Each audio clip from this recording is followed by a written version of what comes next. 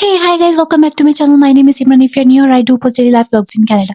So आज का vlog बहुत ही छोटा होने वाला है क्योंकि आज मुझे बस एक स्टोरी बतानी है आपको जो कि हर कोई इस स्टोरी का रिलेट कर सकते हैं अपने साथ। और ये जो फ्रॉड है वो सबके साथ हो सकता है क्योंकि मेरे साथ एक बहुत बड़ा स्कैम या कह लो ये फ्रॉड हुआ है, ये बिल्कुल सच है। और ये हर एक स्टूडेंट, हर एक इमिग्रेंट और जो वर्क परमिट है, कोई भी जो बाहर से आता है फॉरनर, तो उसके साथ हो सकता है। तो प्लीज ये वीडियो एंड तक देखो तो कि आपको भी पता लगे कि आजकल के जो लोग हैं जो यहाँ पे कैसे पैसे लूटते हैं।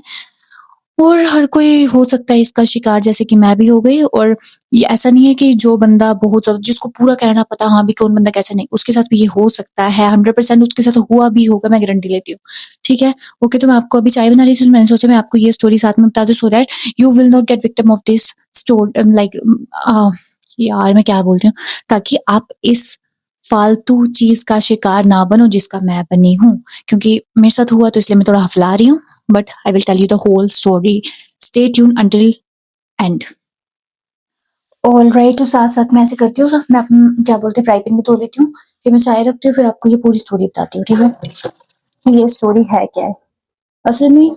ये तो सबके साथ ही हुई होगी, आई नो, बट कुछ लोग बताते हैं और कुछ लोग नहीं बताते। कुछ लोग ऐसे नहीं बताते, कुछ लोगों को ये लगता है कि हाँ अगर हमने ये स्टोरी बता दी तो हम सामने वाला बोलेगा कि भाई तू क्या पागल था, तूने इतने पैसे लगा दिए, क्यों लगा दिए, तुझे बड़ों की सलाह लेनी चाहिए थी। बट कई बार ऐसे होता है कि अगर हम सलाह भी ले लें तो भी कोई, तब भी पैसे लुट जाते हैं। कहते हैं ना जिस पे आती है उसको ही पता लगता है, बाद में तो लोग सिर्फ मजाक ही उड़ाते हैं।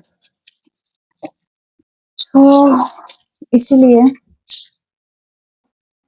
तो ये जो स्टोरी है ये मेरे साथ हुई है। और जस्ट लाइक कुछ महीने पहले, कुछ महीने मतलब कि 6 या 7 महीने पहले हुआ ये था कि जब मैं स्कार्डो में रहती थी तो मैं पीआर के लिए बहुत ज्यादा टेंस थी कि हाँ क्या होगा क्या होगा क्या होगा। ठीक है, तो हुआ ये कि मैंने सोचा कि चलो एक दो इधर इधर कंसल्ट करते हैं, हम सभी कंसल्ट करते हैं ना। तो मैंने भी इधर उधर पैसे दिए, कभी किसी को 50, किसी को 100, किसी को ऐसे वैसे कंसल्टेशन के लिए। ठीक है, तो एक ने मुझे रेफर किया कि आप इसके पास जाओ, दे गाइस आर सो जेन्युइन और आपका काम भी करवा देंगे क्योंकि एक दो का काम हुआ है। ठीक है, तो मैंने उन बंदों से बात भी की जिनका काम हुआ, उन्होंने मुझे पेपर्स वेपर्स भी दिखाए, तो मुझे लगा हाँ ठीक है काम हुआ है तभी तो अगले ने पेपर्स दिखाए। ठीक है, पर सब कुछ मैंने देख भी लिया था, ऐसे वैसे सब कुछ कर लिया था, बट स्टिल फिर भी क्या होता है, आंखों के सामने क्या पट्टी बन जाती है, वही थी। ठीक है, फिर मैंने क्या किया, मैंने उस जिसने मुझे बताया था, फिर मैंने उस इमिग्रेशन को जाके भी बात की उनसे। नॉर्थ यॉर्क में उनका ऑफिस है, मैं ये भी बता देती हूँ, मैं नाम नहीं मेंशन कर रही हूँ, बट मैं किसी को पूछना हो कि कौन सी इमिग्रेशन है, they can literally comment down there so I can tell. तो उन्होंने, मैं उनके पास की, मुझे ये रेफरेंस मिली थी किसी से।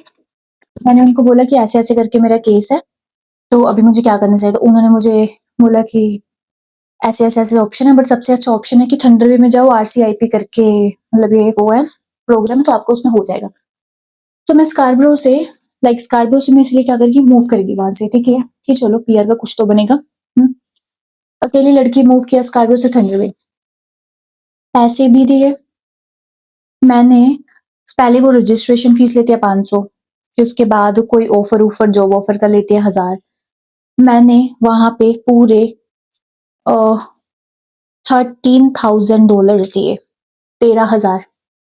ठीक है, वो कह रहे तुम्हारी फाइल ऐसे कर देंगे, डिस्कार्ड करेंगे, तुम ऐसे पैसे नहीं भरिए, ऐसे पैसे। मैंने किसी से ले लू कर भी चलो पैसे दे दिए कि हाँ चलो पीआर हो जाए ना।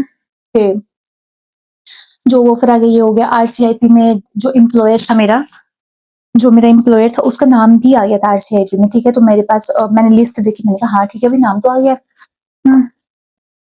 फिर वो लिस्ट भी देख ली, सब कुछ हो गया, मैंने पैसे दे भी दिए। फिर उसके बाद बोलते हैं कि आरसीआईपी में आपकी फाइल प्रायोरिटी में लगाएंगे, ऐसे ऐसे करके। मैंने कहा ठीक है।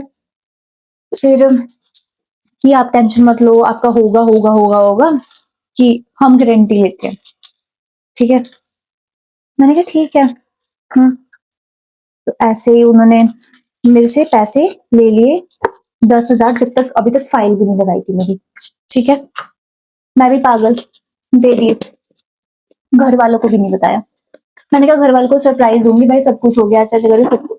हर एक बच्चे को होता है कि अगर आप कुछ भी करो तो जब सब कुछ हो जाए तो है ना, बताओ वहाँ पे घर। हाँ, तो फिर हर एक बच्चे का होता है कि हाँ, जब आपका हो जाएगा तभी वो घर बताएगा। मुझे भी ऐसे था कि चलो जब मेरा हो जाएगा तो मैं घर बता दूँगी कि हाँ, ठीक है सब कुछ हो गया, मैं उनको सरप्राइज़ दूँगी। पर मुझे क्या पता था कि मेरे साथ ऐसे होगा और मैं बहुत खुश थी कि हाँ, सब कुछ हो गया। एटलीस्ट मैं वहाँ से मूव की तो एक पर्पस एक मतलब कि अच्छा हो रहा है जो भी हो रहा है। तो मुझे कुछ महीने बाद वो इमिग्रेशन वाले बोलते हैं कि मैम आरसीआईपी तो क्या बोलते हैं पोज़ कर दिया उन्होंने। मैंने कहा मेरी फाइल का क्या बना? कह रहे कि यू आर नॉट एलिजिबल क्योंकि आपको थंडरबर्ड में 1 साल का एक्सपीरियंस चाहिए उसके लिए, ठीक है? तो मैंने उसके बारे में अपने ओनर से भी बात की ऐसे-वैसे करके, तो बोलती है yes you are not eligible for that, ठीक है? मैंने कहा मैंने इतने पैसे दिए जस्ट बिकॉज़ कि हाँ, मेरी वहाँ फाइल वाइल लगेगी ऐसे-ऐसे करके कि आप कैसे कह सकते हो कि अभी नहीं लगेगी? We don't take money. वो एजेंट है जिन्होंने लिए हैं, हमें तो पता भी नहीं, ठीक है? ऑलराइट ये भी चलो सही था। फिर उसके बाद होता है कि वो मुझे रिफंड भी नहीं मिले। मैंने उनको बोला कि प्लीज़ ऐसे-ऐसे करके मैं स्टूडेंट आई थी, like we literally do hard work here, please like return my money हाँ, क्योंकि मेरे पास रेंट-वेंट के लिए मैंने कहीं से उधार-उधूर लेके आपको पैसे दिए। हुँ, तो वो बोलती है कि फाइनेंस डिपार्टमेंट है, वो देख रहा है आपका केस, तो whenever they will open your case they will gonna look into it और आपको वो पैसे दे देंगे। तो पैसे नहीं दिले, नहीं मिले मुझे पैसे, ठीक है? ऐसे-ऐसे करते रहे 1 महीना, 2 महीना, 3 महीना, पूरे 5 मंथ हो गए, ठीक है? फिर मैंने उनको यहाँ तक भी मैंने उनको बोला कि अगर आप मेरे पैसे नहीं दोगे आई विल डू सुसाइड, ठीक है?